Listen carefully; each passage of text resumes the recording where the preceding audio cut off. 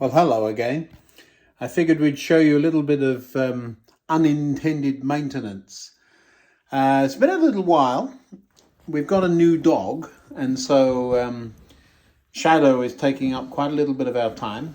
So the videos may be a little bit less frequent for a day or two while we get Shadow trained. But let me show you what's going on. Now, one of the lazy things I sometimes do is if I'm programming or there's two locomotives with the same address somewhere or something's happened, typically what it is that this particular locomotive has a chip in it that reverts to 3. And you might remember our problematic station beating up Gronk did the same thing a few days ago. Well, now when that happens, you sometimes end up with two locomotives with the same address at the same time, and rather than hand of godding reaching in and dragging them out, some of them are quite awkward to re-rail. So what I do is simply tip them and slide a piece of card under the rails. Obviously I'm trying to do this with one hand, so something like that. So now that locomotive will stay on the track when I pull the card out, and yet will not respond to commands given through the rail. Well, the problematic Gronk was the start of all this. We got the Gronk some time ago, a couple of years actually. But this locomotive had the code 8. It now has 8.4, but I can look at it and know what the code is, but we didn't have an 08. And so there were two locomotives with 8 on them. So I put a piece of paper under the wheels, drove the Gronk into the programming track, and then put this one, or tried to drive this one into the programming track, and it wouldn't budge. I could not figure out why. So off to the workbench we go. Lovely old locomotive, very poor detail and really very old. I always take a lot of time looking before I'm going to dive in. You can sometimes find all sorts of things just by having a good look. These older locomotives are a little difficult to get into. There's clips, so that's why I've got the screwdriver there to push it up its back and unclip the chassis. They come out quite easily, but I'm always terrified of breaking them, especially as they get older. Well, there's the dog barking in the background. Okay, so we lift the body off. I'm working on a piece of foam just to protect everything there. The wires going to the cab there are where the decoder is glued in. Now then, let's have a look. The commutator turns very freely so that it's not seized up. This is one of those cheap motors, 3-pole, that you can't really get into. It's got these plastic covers over the brushes, so you can't see anything in there either. Having a good look at the wheel contacts. It's a bit mucky, but it's nothing serious here. The white piece of insulation there is important. The wheel, if that slides along, the wheel contacts make unintended contact with the chassis and nothing works. But there wasn't a short circuit, so it wasn't that. Having a good look, are those contacts actually touching the wheels? They are, despite not looking like they are. None of the wires are broken off. There's nothing in the wheels. You sometimes get track pins or bits of metal caught up by the magnets. I'm just having a look in here. I've got an old paintbrush. Is there a bit of gunk or dirt or something in there? Usually wouldn't clean it with a paintbrush. Cotton swab I'm nervous of, because you sometimes get bits of cotton coming off. That's pretty gunky in there. Look at the end of that paintbrush. It doesn't appear to be anything in there, but just give it a thorough checking. I'll undo that base keeper plate in a minute just to check this. Oh, look, what's we found here? There is a piece of paper. Now, where's that come from?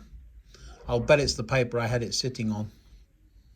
I can hear the dogs barking in the background, so they're obviously having a romp. I will need to go and Sort that out in just a moment. Now, how are we going to get this out? Is it stuck under the brush? I think it must be, otherwise it would just have chewed it up. Just ease it out there.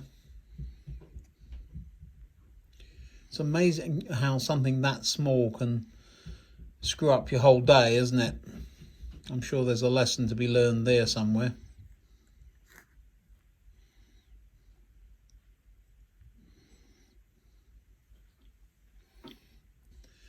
You see it?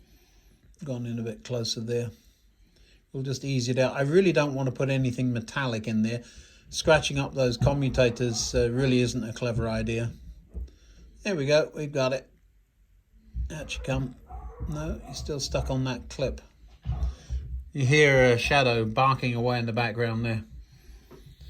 She hasn't figured out that I can actually leave her alone. Well, there you are. One piece of paper, the cause of our problems. I'll have a quick look under the base keeper plate, and then we'll put it all back together. I'm not going to give it a thorough service, but I will just wipe out some of that muck. And we'll put it all back together and see if it works. Ick. This is a plastic thing. Not much metal on this chassis. There is some, but not very much. So I'm always a little bit nervous of the clips. I'm going to put the camera down and just clean the goop out from underneath there. There's always some, and then we'll see what we've got. I wish they'd just lift off, but they just don't. There's very brittle clips there, so we're going to be careful with that. Well, there we are.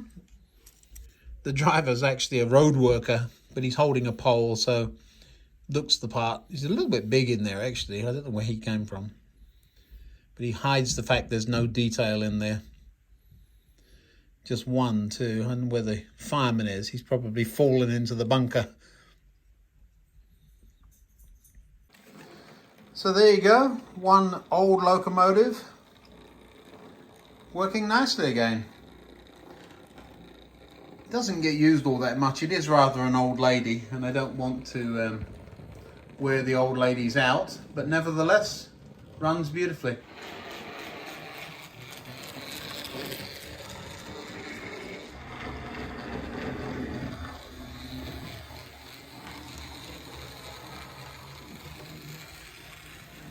Oh, and while I'm at it, here's a really knotty little problem. Do you see these locomotives on the track head to head? Well, of course, with DCC, there's just not a problem assigning two locomotives to run together, except that some of these old locomotives with a live chassis, two locomotives with a live chassis, if you hook them nose to nose, the chassis and the coupling become live, and this one is the other way round, and so now all of a sudden you've got a short circuit when they touch. We've resolved that on this one by putting in a plastic coupling, but that's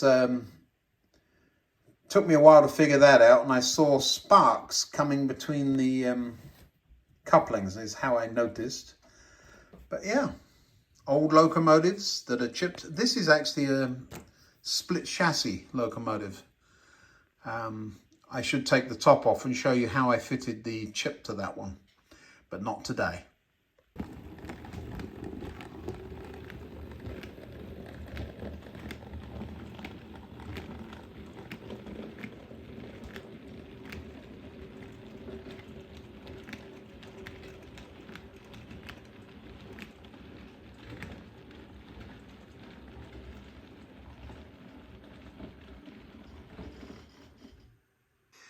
Well, this locomotive really doesn't fit in with the layout, so it does sit in a drawer most of the time. It has huge sentimental value. It was the very first locomotive I bought myself. A lot of people had given me trains and I'd had them, hand-me-downs and so on, but this was the first one I bought. It was part of a model railway we had on board a ship for a while, much to the chagrin of the captain. It ran around the radio room. Alrighty, that's it for this time. Like, subscribe, and do all of that good stuff. We'll see you next time. Bye-bye.